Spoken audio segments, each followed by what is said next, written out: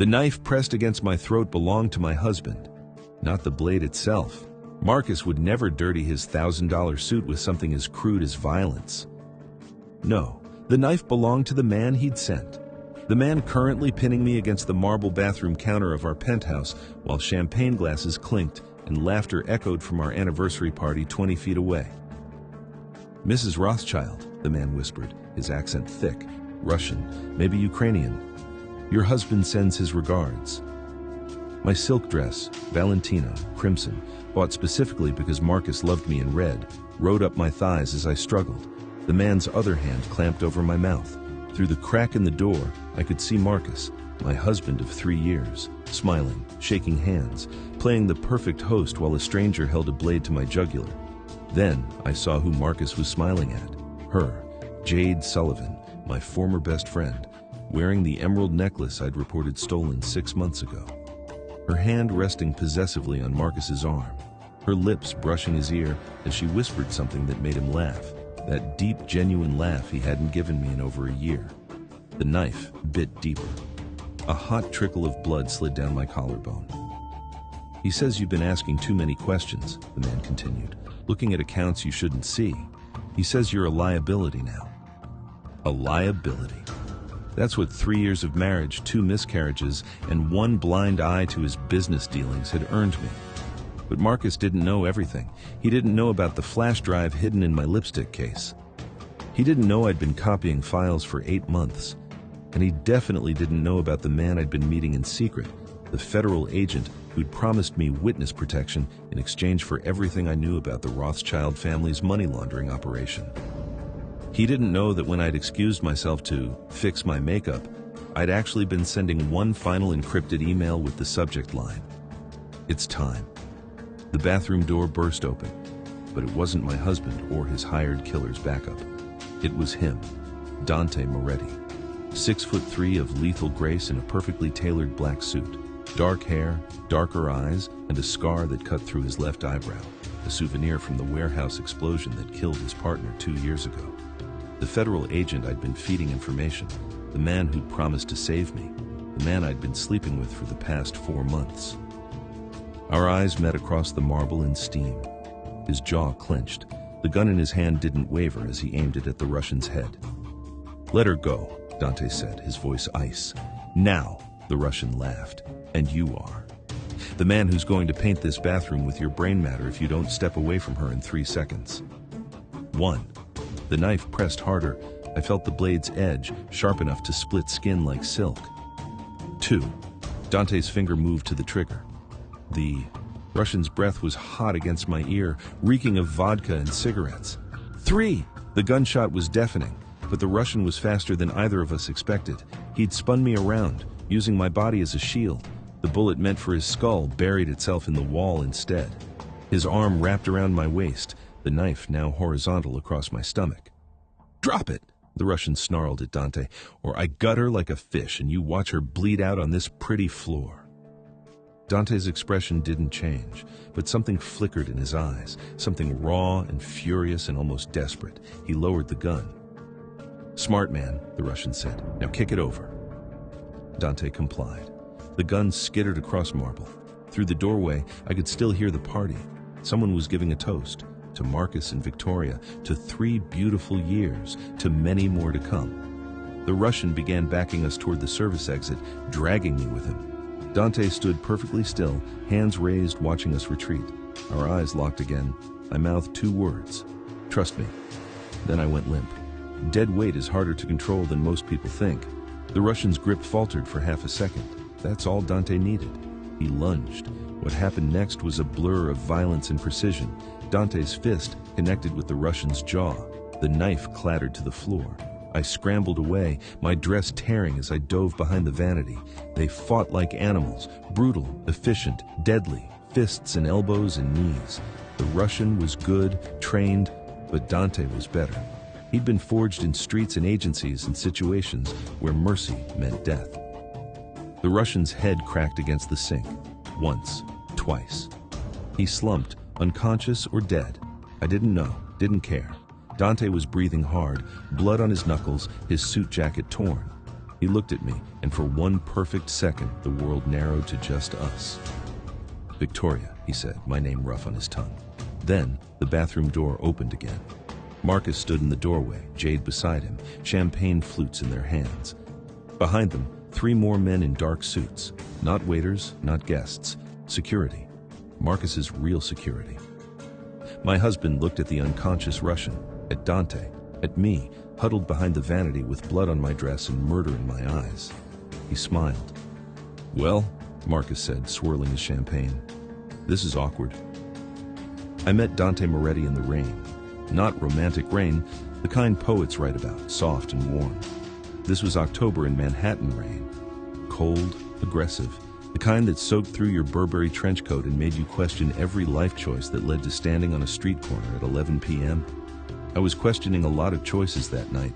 The fight with Marcus had been worse than usual. He'd come home late, again, smelling of perfume that wasn't mine, again. And when I'd confronted him, he'd looked at me with such casual contempt that I'd felt myself shrinking, becoming smaller, less significant. "You're being paranoid, Victoria," he'd said, loosening his tie.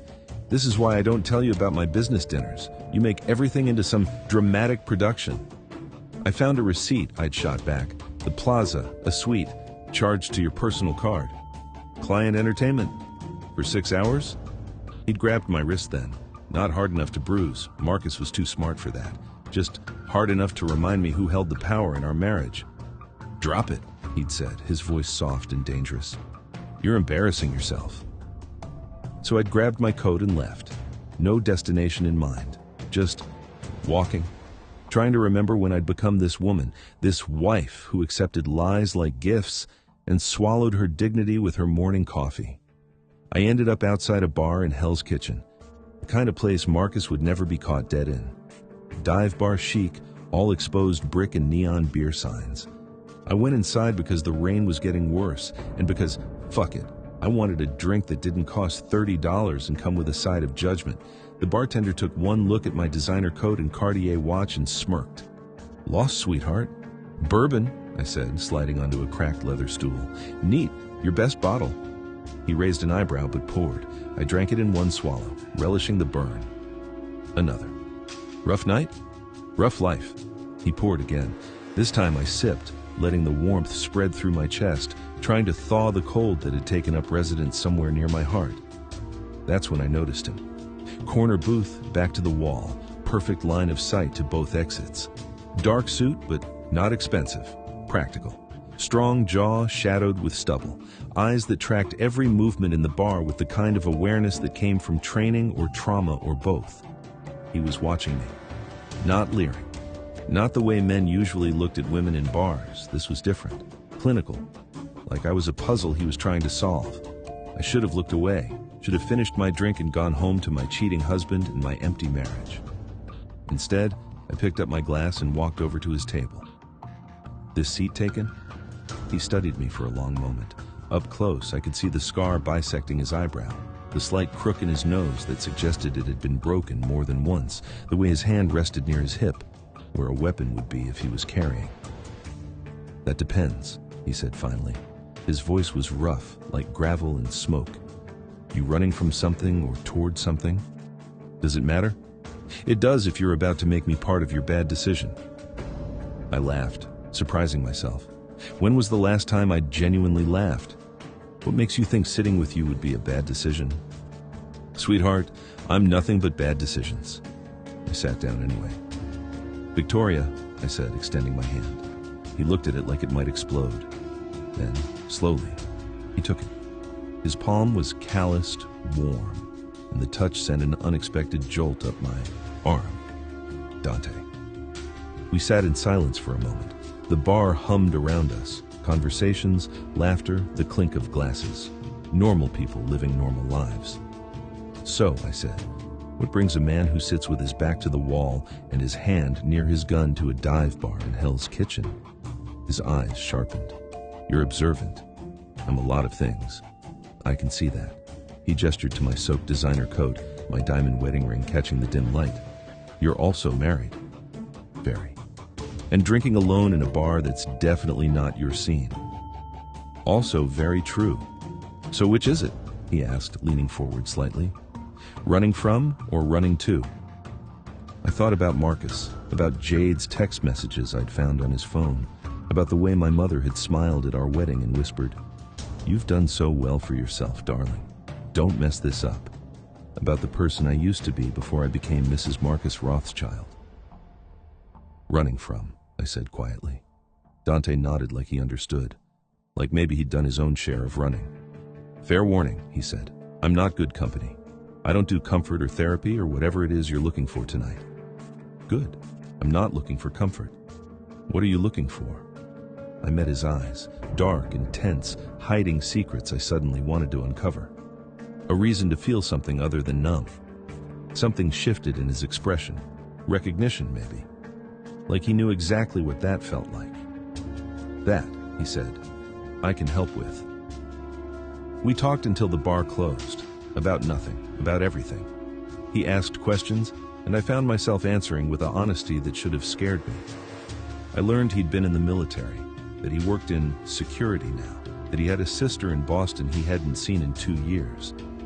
I didn't learn why his eyes went cold when I mentioned family, or why he checked his phone every 15 minutes like he was expecting bad news, or why the bartender called him by a different name when we ordered another round. But I learned that when he smiled, rare, brief, it transformed his entire face. And I learned that I could sit across from a stranger in a dive bar and feel more seen than I'd felt in 3 years of marriage. When the bartender called last call, Dante walked me outside. The rain had stopped, leaving the streets slick and gleaming under streetlights. "Where's home?" he asked. "Upper East Side." He whistled low. "Of course it is." "Where's yours?" "Classified," I laughed. "Seriously?" "Seriously." A cab pulled up. Dante opened the door for me, and I caught a hint of his scent, something clean and masculine and dangerous. "Thank you," I said, "for tonight." "Don't thank me yet." His expression was unreadable. "Something tells me this isn't over." Is that a threat or a promise? Both. I should have gotten in the cab, should have gone home, should have ended this before it started. Instead, I pulled out my phone. "Give me your number." "Victoria." "Give me your number, Dante, unless you're afraid of a bad decision." His jaw tightened. Then he took my phone and typed in his number. "Don't use this unless you mean it," he said, handing it back. "Mean what?" "Whatever comes next." I got in the cab. As we pulled away, I looked back through the rear window. He was still standing there, hands in his pockets, watching me disappear into the night. I didn't text him for 3 days, but I thought about him constantly. I thought about him when Marcus came home smelling like Jade's signature perfume, when I found a hotel keycard in his jacket pocket, when I logged into our joint account and saw charges at restaurants I'd never been to, stores I'd never shopped at, a jewelry purchase for a necklace I'd never received. I thought about Dante when I stood in my closet surrounded by clothes that cost more than most people's rent and felt like I was suffocating. On the 4th day, I texted him. "Bad decision time?" His response came immediately. "Address?" I sent it. An hour later, my phone rang. "That address," Dante said without preamble, "is Marcus Rothschild's penthouse." My blood ran cold. "How do you know that?" "Because I've been surveilling it for 6 months." Silence. The world tilted. "What?" "Your husband," Dante continued, his voice hard, "is under federal investigation for money laundering, racketeering, and conspiracy to commit fraud. I'm the agent assigned to his case." I sat down on my bed, my legs suddenly unable to hold me. "Your FBI?" "Was. Now I'm freelance. And before you ask, no, meeting you wasn't an accident. I've been trying to find a way inside Marcus's operation for months. When I saw you leave the penthouse that night, looking like your world was ending, I took a chance. Betrayal tasted like copper. So everything was surveillance, initially. But then we talked, and you started asking questions, and I realized something." "What?" "You have no idea what your husband really is." I laughed bitterly. "I know he's a cheating bastard. Victoria, he's more than that. He's dangerous. The people he works with, they don't just launder money, they traffic weapons, drugs, information. They've killed people who got in their way." "You're lying." I wish I was. My hands were shaking. "Why are you telling me this?" "Because you're either a victim or an accomplice. and I need to know which. A victim, I whispered. Then help me. How? Give me access to his files, his accounts, his schedule. Become my informant. And if I say no? Then you go down with him when we make our move. Your name is on half those accounts. Legally, you're complicit. I closed my eyes, thought about the girl I used to be, before Marcus, before the money, before I'd traded my soul for security. What do you need? I asked, and that's how it started. For 3 months, I was the perfect wife and the perfect informant. I smiled at Marcus's business dinners while memorizing the names of his associates. I attended charity galas and photographed documents left carelessly in his home office. I played dumb while getting smarter about every illegal transaction flowing through our accounts. And twice a week, I met Dante in a coffee shop in Brooklyn to hand over USB drives and receive new instructions. Somewhere along the way, the surveillance became something else. It happened gradually. The way his hand would linger when taking the flash drive. The way his eyes would track my face when I talked about Marcus, like he was cataloging every hurt, every disappointment, every moment of disrespect. The way I started dressing for our meetings, not in designer labels meant to impress, but in simple clothes that made me feel like myself. One night, after a particularly close call where Marcus had almost caught me photographing his laptop, I showed up at our meeting, shaking. Dante took one look at me and steered me out of the coffee shop to his car. "You're done," he said. "This is too dangerous. I'm not stopping now. Victoria, he's sleeping with my best friend, Dante. He's been using my family's name and connections to legitimize his criminal enterprise. He looks at me like I'm furniture. I'm not stopping until I destroy him." Dante stared at me, something fierce and hungry in his eyes. "You're going to get yourself killed. Then protect me better." The air in the car crackled. We were too close. The windows were fogged. My heart was racing. "This isn't about the case anymore, is it?" he said quietly.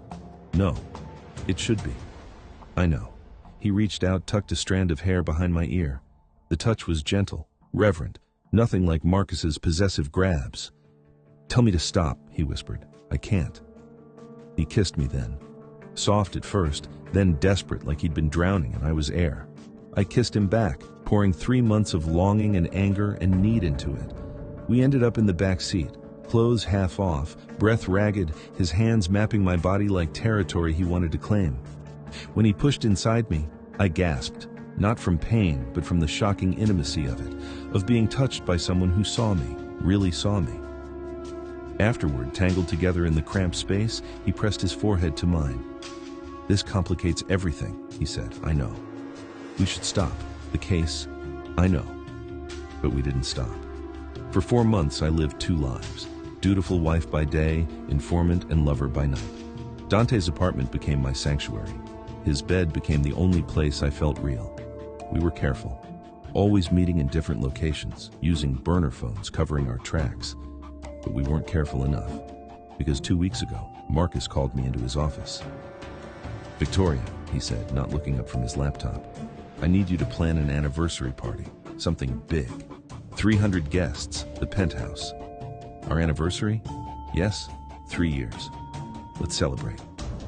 I should have been touched. Instead, I felt ice in my veins. Why now? He finally looked at me, and his smile was sharp.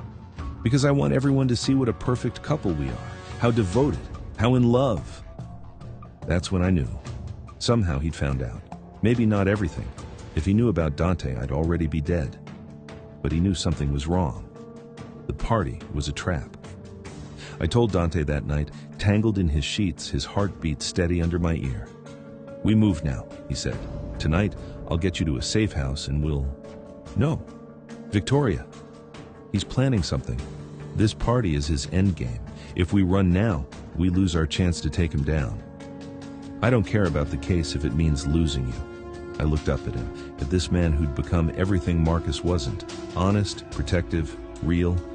"Then make sure you don't lose me," I said. So we planned. Dante would come to the party. Undercover. He'd stay close. At midnight, when Marcus made his toast, federal agents would storm the building. We'd have everything we needed. Documents, witnesses, evidence. It was supposed to be perfect. But Marcus was always 3 moves ahead. The Russian in the bathroom wasn't random. He was a message. Marcus knew about the investigation, about the evidence, maybe even about Dante. And now, standing in my blood-stained Valentino dress with my husband smiling at me like a predator, I realized something terrifying. We'd been playing his game all along. "Put the gun down, Agent Moretti." Marcus's voice was calm, conversational, like he was suggesting wine pairings for dinner. Behind him, his security detail fanned out, hands resting on concealed weapons. Dante didn't move. His body was coiled, ready, every muscle screaming violence, barely leashed. "Can't do that, Marcus." "Sure you can. Look around. You're outnumbered. Victoria's bleeding, and frankly, you've already lost." "Marcus," I started. "Shut up." He didn't even glance at me. "Adults are talking." Jade giggled, actually giggled, and sipped her champagne like she was watching dinner theater. Dante's jaw clenched. "Let her go. She has nothing to do with this." "Oh, but she has everything to do with this." Marcus finally moved, stepping into the bathroom, his Italian loafers clicking on marble now splattered with the Russian's blood. "My dear wife has been very busy, haven't you, Victoria?" I pressed back against the vanity, my hand finding the knife the Russian had dropped. I palmed it, hiding it in the folds of my torn dress. "I don't know what you're talking about," I said. "Please." Marcus picked up Dante's fallen gun, examined it. "The late-night coffee meetings in Brooklyn, the USB drives, the way you suddenly became so interested in my work, asking questions at dinner, accidentally walking into my office when I had clients over." He looked at me then, and his eyes were empty. "You really think I wouldn't notice? If you knew, why didn't you stop me?" "Because I wanted to see how far you'd go, how much you'd betray me." He gestured to Dante. "I didn't expect you to fuck the Fed, but honestly, that's almost impressive." Dante moved, but 3 guns cocked simultaneously. He froze. "How long have you known?" I asked. "About the affair? 4 months? About the investigation?" Marcus smiled. 6 months. Since before Agent Moretti here even approached you in that sad little bar." The floor dropped out from under me. "What?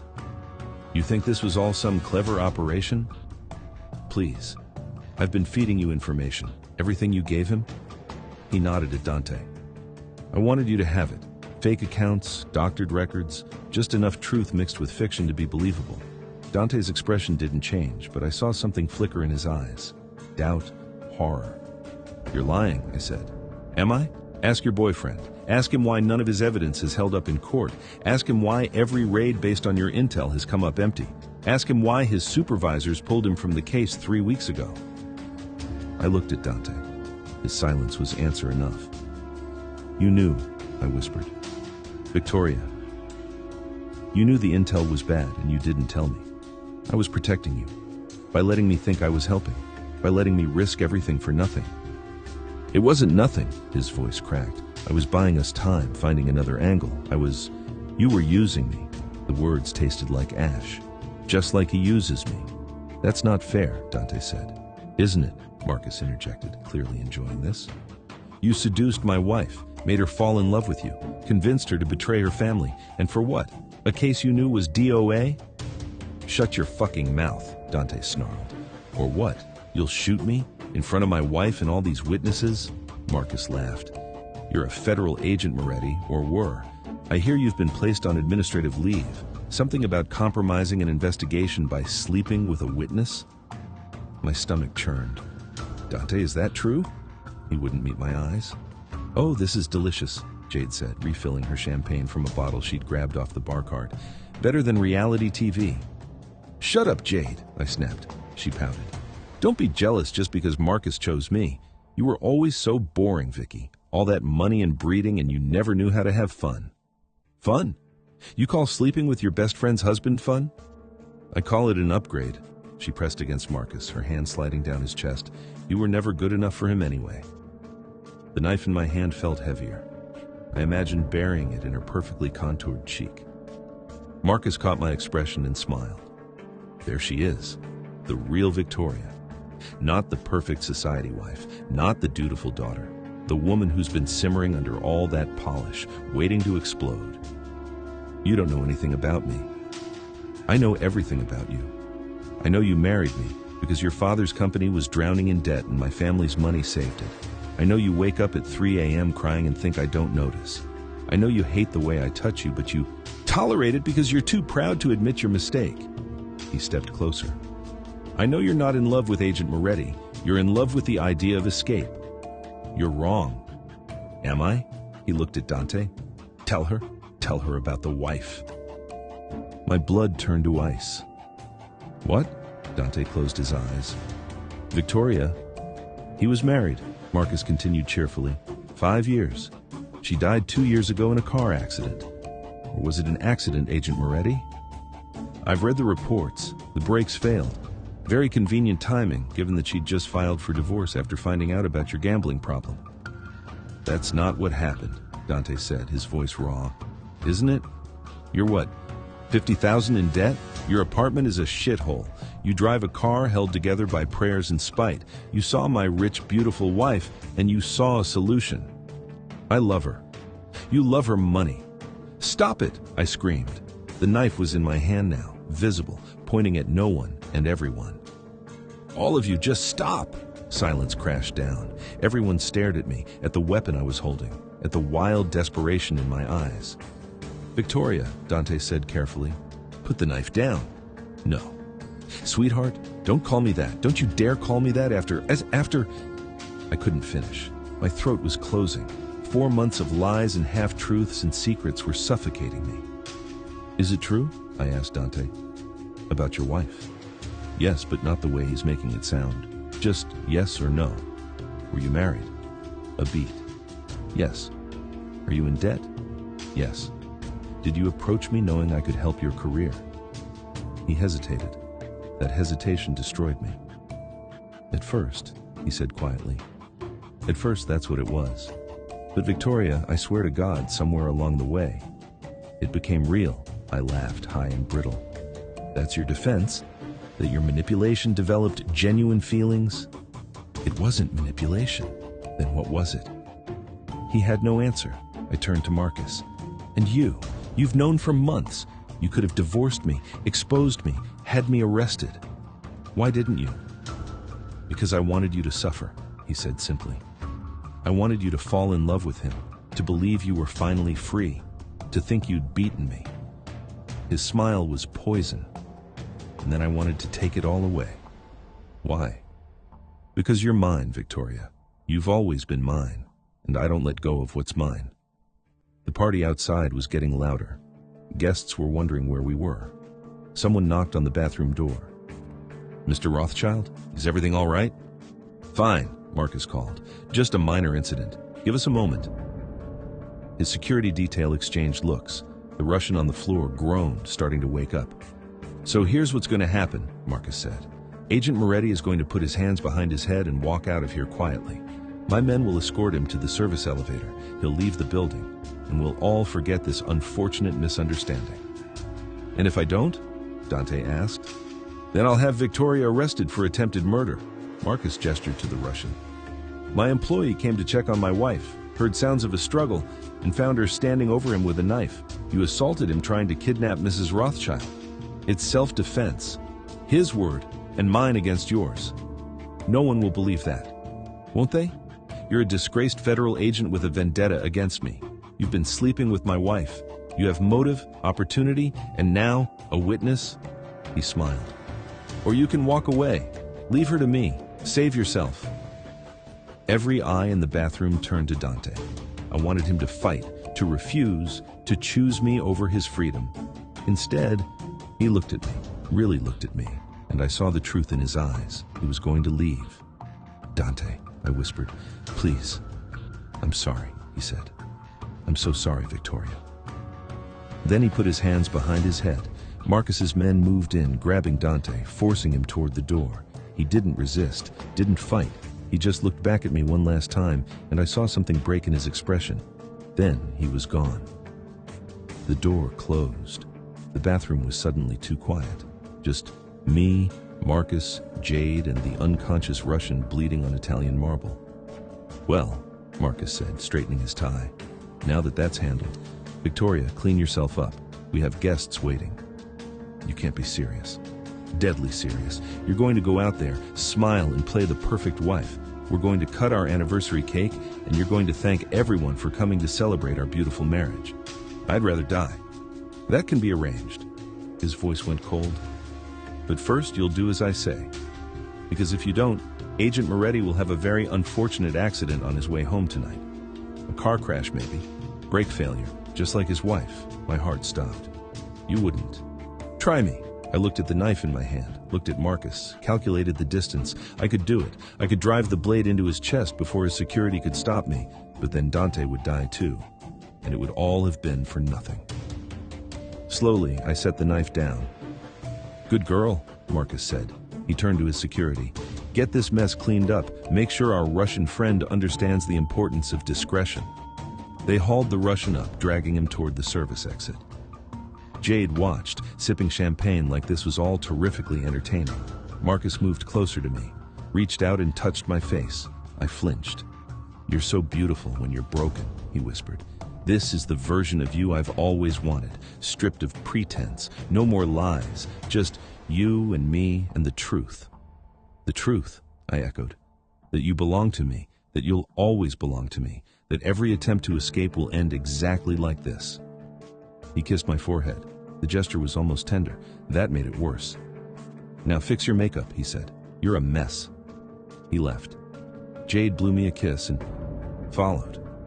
I stood alone in the bathroom, surrounded by blood and shattered glass and the ruins of every hope I'd had. My reflection in the mirror looked like a stranger. Mascara running, hair wild, the small cut on my throat still bleeding sluggishly. I looked broken. But broken things have edges, and edges cut. I cleaned the blood from my neck, fixed my makeup with shaking hands, smoothed down my torn dress as best I could. Then I walked out of that bathroom and back into my party, back into my prison. Marcus was waiting, his arm extended. I took it. His grip was gentle. His smile was perfect. There's my beautiful wife, he said loudly, and everyone applauded. We cut the cake. I smiled. I thanked our guests. I let Marcus kiss me while cameras flashed, and I started planning his murder. The party ended at 2 a.m. Guests stumbled out, drunk on champagne and gossip about Marcus Rothschild's perfect marriage. Jade left with a group heading to an after-party, shooting me a triumphant smirk as she went. Marcus disappeared into his office to take a call. I went to our bedroom, kicked off my heels, and poured myself a vodka. Straight. No ice. My phone buzzed. An unknown number. Are you okay? Dante. Of course it was Dante. I shouldn't have responded. Should have blocked him. Should have thrown my phone out the window and never looked back. Instead, I typed, alive. Barely.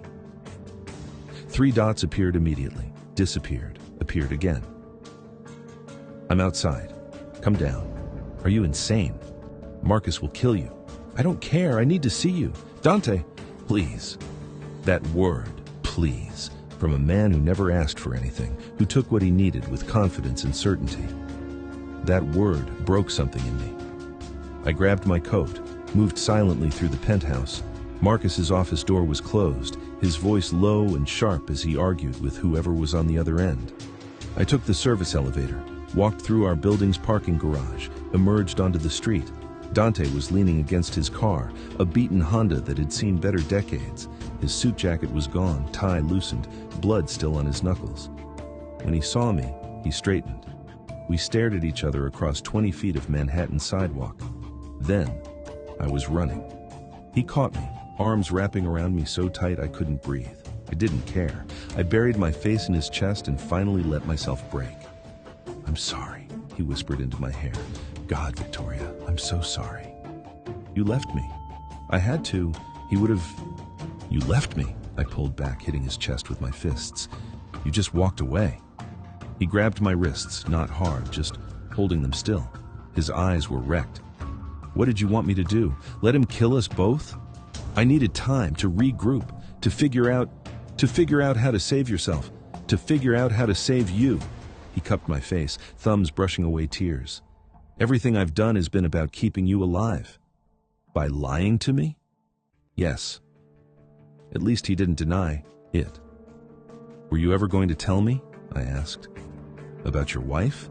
About the debt? About the fact that our entire relationship started as a con? I don't know, he said honestly. Probably not. Because telling you would mean losing you, and I couldn't handle that. So you chose to keep lying. I chose to be selfish, to have something good for once in my miserable fucking life. His voice cracked. You want the truth? Fine. Here it is. I was supposed to get close to you, use you, get what I needed and disappear. That was the plan. But then I actually got to know you, and you were, God, Victoria, you were everything. Smart and funny and so goddamn brave, pretending to be happy in that gilded cage while dying inside. He pulled me closer. I fell for you, completely. And yeah, maybe it started wrong, but it became real. You became real. And I know that doesn't excuse the lies, but it's the truth. It's the only truth I have. I wanted to stay angry, wanted to hate him, but his hands were in my hair, and his forehead was pressed to mine, and he was looking at me like I was the only solid thing in a world that wouldn't stop spinning. What do we do now? I whispered. We run, tonight. I have money saved. We can go to Canada, Mexico, somewhere he can't reach. He'll find us. Maybe, but at least we'd be together. Until he kills us. Victoria, I'm not running. I stepped back out of his arms, suddenly cold. I'm done running. Then what? I'm going to destroy him. Dante stared at me. How? I don't know yet. But I know I can't do it from outside. I have to stay, play the dutiful wife, get close enough to find his actual secrets, the ones he hasn't shown me yet. That's suicide. Then I'll die trying. Victoria, listen to yourself. No, you listen. I grabbed his jacket, pulled him close. For 3 years, I've been a ghost, a pretty decoration in Marcus's collection. Well, I'm done being pretty. I'm done being obedient. He wanted to break me? Fine, but broken things are sharp. Dante searched my eyes. Looking for what? I don't know. Sanity, maybe. He wouldn't find it. You're serious. Completely. You'll need help. I know. I'm not exactly welcome at the Bureau anymore. I don't need the Bureau. I need someone who knows Marcus's world. Someone connected, someone who can move in the dark. He was quiet for a long moment. Then, I know someone. A guy I served with, works private security now, specializes in, let's call it, aggressive problem solving. Will he help? If I ask him to, yeah. Then ask. Dante pulled out his phone, made a call, spoke in low, rapid sentences I couldn't quite catch, ended it, and looked at me. He'll meet us tomorrow. Warehouse in Red Hook, noon. I'll be there. Victoria, he caught my hand. Are you sure about this? Because once we start, there's no going back. Marcus won't just divorce you or throw you out. I know what he'll do. I squeezed his fingers. I'm counting on it. Because when he comes for me, I'll be ready. You're insane. Probably. He pulled me back into his arms, kissed me, hard and desperate and tasting like goodbye. If this goes wrong, he murmured against my lips, if he hurts you, he already has. That's why I'm going to hurt him back. We stood like that for another moment, holding each other in the dark. Then I stepped away. I have to go. He'll notice I'm gone. Be careful. Always. I walked back toward my building. Didn't look back. Couldn't. When I got to the penthouse, Marcus was in the living room, bourbon in hand, staring out at the city. Where were you? He asked without turning. Needed air. Liar. I froze. He turned, smiled. You went to see him. Your federal agent. Your knight in tarnished armor. I don't know what you're... Victoria. He crossed to me, moving like a predator. I have your building under surveillance. Every entrance, every exit. I know every breath you take. My heart hammered. So what, going to have me killed now? No. He touched my face, almost gentle. I'm going to keep you, right here, where you belong. I'll assign security to watch you. You'll go nowhere without my permission. You'll see no one without my approval. And if you try to contact Agent Moretti again, I'll kill him. Slowly. While you watch. You're a monster. I'm your husband. He leaned closer, lips brushing my ear. Get used to your cage, little bird. You're never leaving it again. He walked to the bedroom. I heard the door lock. Heard him making another phone call. I was alone in the living room, shaking with rage and fear and a dark, burning determination. My phone buzzed. Dante. Did you make it back okay? I typed carefully, aware Marcus might be monitoring everything. Yes, but plans changed. He's watching me now. Can't leave. Can't meet you tomorrow. 3 dots. Then I'll come to you. Too dangerous. I don't care. I'm not losing you again. Dante, please, don't do anything stupid. Too late. Stupid is my specialty. I love you, Victoria. I stared at those words, the first time he'd said them outside of whispered confessions in the dark. I love you too. That's why you need to stay away. Never going to happen. He went offline. I deleted the messages, threw my phone across the room. Then I walked to the bar, poured myself another vodka, and started planning. 3 days passed. 3 days of being watched every second. Marcus assigned 2 security guards to me, silent shadows who followed me to the bathroom, the kitchen, anywhere I went. I wasn't allowed to leave the penthouse, wasn't allowed phone calls, wasn't allowed anything that resembled freedom. Marcus, meanwhile, acted like everything was fine. He kissed me goodbye when he left for work, asked about my day over dinner, smiled his perfect smile. At night, he didn't touch me, just locked the bedroom door with me on one side, him on the other. He was waiting. For what, I didn't know. On the 4th day, everything went to hell. I woke to shouting, not Marcus's voice, Dante's. I ran to the living room, found Dante standing in the middle of the penthouse, gun drawn, facing down Marcus's security team, 3 guns pointed at his head. "What are you doing?" I screamed. Dante's eyes found mine. They were wild, desperate. "Getting you out. Are you fucking insane?" "For you?" Apparently. Marcus appeared from his office, tie loose, looking more annoyed than afraid. "Agent Moretti, breaking and entering, armed assault. You're having quite the month." "Let her go, Rothschild." "No, let her go. Make me." They stared at each other, testosterone and hatred thick enough to choke on. "Victoria," Dante said, not taking his eyes off Marcus, "come here, now." I looked between them, my husband, my lover, both of them trying to control me, own me, protect me. I was so tired of being the prize. "No," I said. "Victoria," Dante started. I said no. I walked forward, putting myself between the guns. "Everyone just stop. Stop." "Victoria, move," Marcus ordered. "Sweetheart, you need to," Dante began. "Don't tell me what I need." I spun on Marcus. "You don't own me. You never did. I'm not some trophy you can lock in a cage because your ego can't handle losing." Then, to Dante, "And you don't get to make decisions for me. I told you not to come here. I told you it was too dangerous, but you came anyway because you think you need to rescue me. I'm trying to help. I don't need rescuing." My voice cracked. "I need you to trust that I can handle this, that I'm not some delicate thing that breaks the second you're not there to catch me." Silence. Everyone stared. Marcus started laughing. "Oh, this is rich. This is perfect. You don't want either of us." He looked delighted. "All this fighting, and the princess doesn't want to be saved." "The princess," I said coldly, "wants you both to put your dicks away and let her think." "Eloquent," Marcus drawled. I ignored him, looked at Dante. "You need to leave." "I'm not." "You are, because if you stay, he'll have you arrested. Or killed, and I can't," my voice broke. "I can't watch that happen. I'm not leaving you with him. You don't have a choice." His face crumpled. "Victoria, please. Go, Dante, please, just go." For a long moment, I thought he'd refuse, thought he'd do something stupid and heroic and fatal.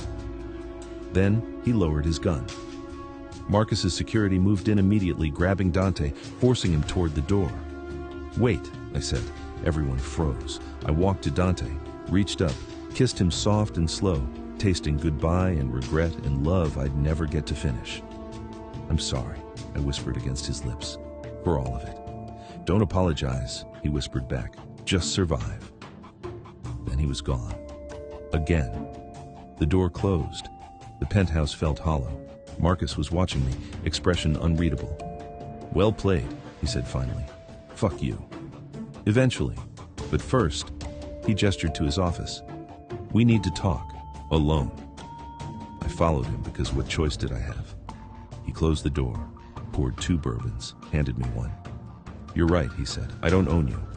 I almost dropped my glass. "What?" "You're not property. You're not a trophy, you're a person. A complicated, infuriating, surprisingly dangerous person. He sipped his drink. I've been treating you wrong. Is this a trap? It's an admission. He sat on his desk, casual, open. I married you for your name, your connections, your father's company. I saw you as a means to an end.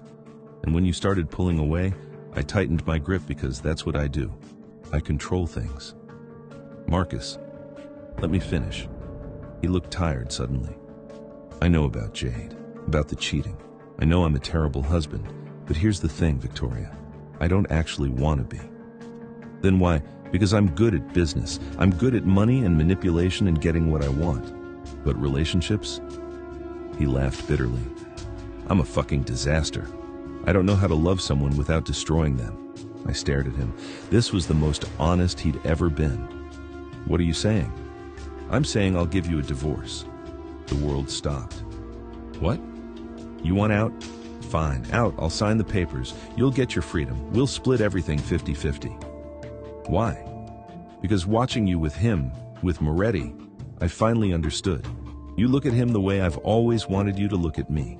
And I can't force that. I can cage you, control you, terrify you, but I can't make you love me. Tears burned my eyes. Marcus, there's one condition. Of course there was. The files you gave Moretti, the information you've been collecting, I want it. All of it. Every document, every photo, every piece of evidence. Why? Because I have enemies, Victoria. People who want what I've built. If that information gets out, it won't just destroy me. It'll destroy your father's company, your family's name, everyone connected to me, including you.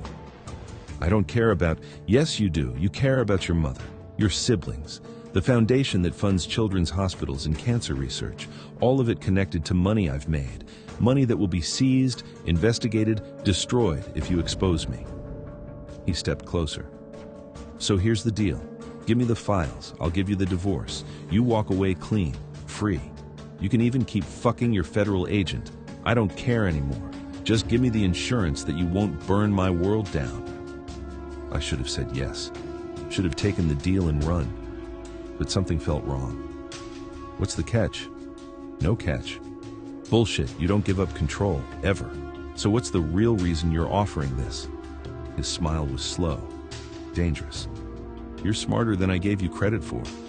Marcus, the files are fake, remember? I told you that at the party. Everything you've been collecting is poison. Wrong accounts, false records. If they go public, they'll blow back on you. Moretti, on anyone associated with the investigation. My blood ran cold. You planned this from the beginning. I planned for every contingency, including the one where you try to destroy me. So yes, I'll give you a divorce. And yes, you'll be free. But only if you give me those files first. Otherwise, I release my own version. And in my version, you're the mastermind. You've been using your position as my wife to launder money for your own offshore accounts. No one will believe that. Won't they? I have witnesses, documentation, your signature on half those accounts. I've spent 3 years building the perfect frame. I couldn't breathe. You're going to ruin me either way. Only if you don't cooperate. Give me the files, walk away, forget I exist, and you get to keep your life, your reputation, everything. Refuse, and I destroy you so completely that even Moretti won't be able to save you. This is insane. This is business. I looked at my husband, really looked, and saw the truth I'd been avoiding for 3 years. He wasn't human, not really.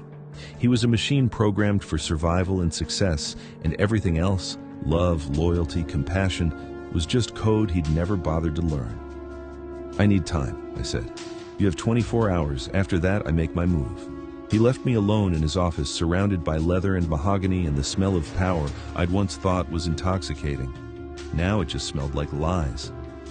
I called Dante. He answered on the first ring. Victoria, we're fucked, I said. Then I told him everything.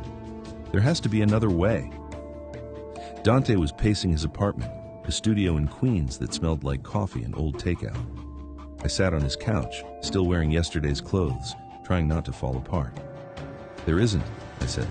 Either I give him the files and let him win, or I don't and he destroys me. Both options end with him winning. I know. Dante stopped pacing, looked at me. Unless we beat him at his own game. How? We give him the files, but first we replace them. I sat up. Replace them with what? Real evidence, actual crimes he's committed. Not the bullshit he's been feeding us, but legitimate transactions we can prove. We don't have time to gather. We don't need to gather it. Dante pulled out his laptop. I still have contacts. People who've been watching Marcus for years. If we pool resources, move fast, we can compile enough real evidence to bury him. And then what? We still have to give him something. We give him fakes that look real. Professional-grade forgeries. He won't check them carefully. Why would he? He thinks he's already won. By the time he realizes what we've done, the real evidence will be with the FBI. He'll know it was us. Probably. He'll come after us. Definitely. We could die, Dante. He crossed to me, knelt, took my hands. We could. Or we could finally be free. Actually free. No more running, no more hiding. We take him down and we get to live. Together? If you'll still have me. After everything. I touched his face, traced the scar through his eyebrow. You're an asshole, I said. I know. You lied to me. I know. You're in debt, possibly broken, definitely reckless. Also true. And I'm completely, stupidly, recklessly in love with you. His eyes shone. Victoria, shut up. I'm not done. I leaned closer. If we do this, we do it together. No more secrets. No more protecting me from the truth. We're partners, or we're nothing. Partners, he agreed. And if we survive, you're taking me somewhere warm where no one knows who I am, and we're never talking about Marcus Rothschild again. Deal. He kissed me. I kissed him back. And for the first time in days, I felt something other than fear. We had 22 hours. Dante made calls, called in favors, reached out to former colleagues who still owed him. By midnight, we had files, real ones, bank records from Marcus's actual offshore accounts, photos of meetings with known criminals, wire transfers that couldn't be explained away. Meanwhile, I worked with a forger Dante knew, a woman named Lisa, who specialized in corporate fraud. She created perfect copies of the documents Marcus expected, the fake accounts, the poison evidence, everything designed to blow back on me. These are works of art, Lisa said, sliding them into a briefcase. He won't spot them until it's too late. Thank you, I said. Don't thank me yet. Marcus Rothschild is a dangerous man. If this doesn't work, it'll work. It had to. At dawn, Dante and I returned to the penthouse. Marcus was waiting, fresh suit, perfect hair, coffee in hand. Cutting it close, he said. I had to think, I replied. And? I held up the briefcase. The files, everything I collected, everything you wanted. His eyes gleamed. Smart girl. There's one more thing. What? I want it in writing. The divorce, the settlement, everything, now, before I give you this. He smiled. You don't trust me? Not even a little. Fair. He gestured to his office. My lawyer prepared papers. Sign them, and we're done. I followed him. Dante stayed in the living room, watching. Ready? The papers were straightforward. Division of assets, no alimony, clean break. I signed. Marcus signed. It was over. The files, he said. I handed him the briefcase. He opened it, flipped through documents, nodded. Good, now get out. Marcus, we're done, Victoria. You have what you want. I have what I need. Leave before I change my mind. I left. Dante was waiting.